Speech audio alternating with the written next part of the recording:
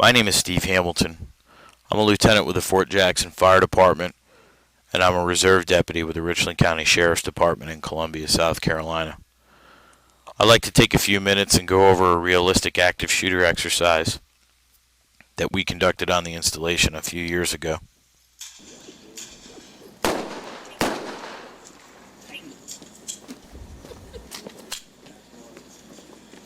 We utilized an office facility, and we utilized 2 active shooters. This type of facility is very common for active shooters. Our 2 aggressors entered the facility with multiple firearms. They used blanks for realism.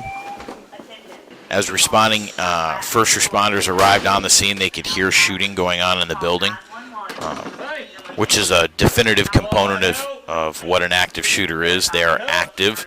They're going through the facility and shooting people. All victims were dressed up with fake blood and fake injuries to try to give it a level of realism as responders arrived. And as law enforcement officers cleared the facility, they had to witness and see grotesque injuries. They give you a little background on law enforcement training. In my sheriff's department, all personnel are required to do annual range training with firearms. We also conduct active shooter training annually.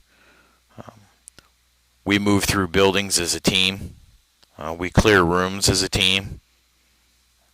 We practice and get familiar with working with other officers as we go through facilities, which then transitions into simunitions training, where we use paintball guns, very similar to the make and model of what we carry on duty. And as we go through the facility and we encounter threats, we neutralize those threats.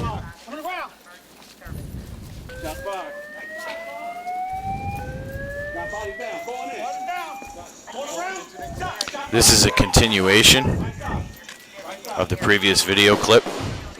You'll see a 5-person element law enforcement team entering the facility to neutralize the shooter or shooters.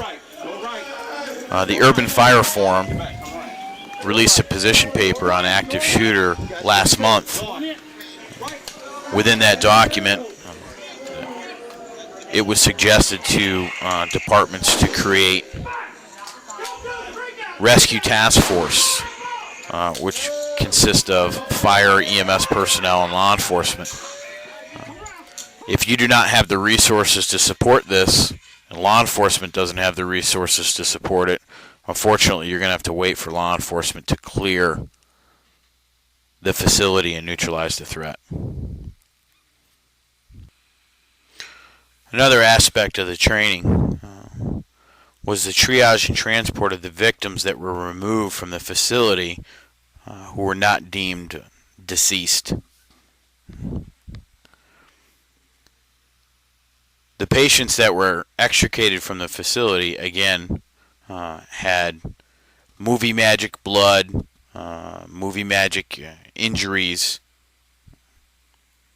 entrails, broken bones, things like that, and other injuries indicative of gunshot wounds. Fire and EMS personnel, in addition to having to evacuate all those personnel or all those patients from the facility, they also set up triage areas, sectioned individuals out by their priority levels. We use multiple ambulances from multiple jurisdictions.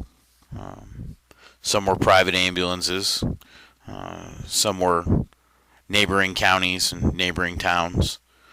The important aspect of that was in an event of this size, you're going to need multiple ambulances. You're going to need ambulances that you don't normally interact with on a day-to-day basis.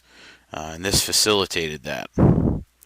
Additionally, we utilized a transport officer who communicated with area hospitals to identify which patients would go to which facilities and how many patients each facility could support, which is an important aspect to the realism of the training. In conclusion, we conducted a realistic active shooter exercise.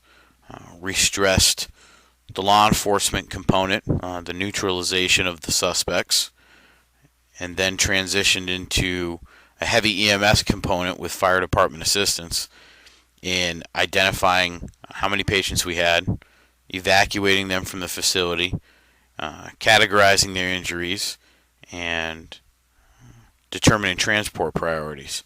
And we utilized outside ambulances and local hospitals to support that. As you move forward and you're conducting your next training exercise, I highly encourage you to interact with these agencies and set up the most realistic drill that you possibly can.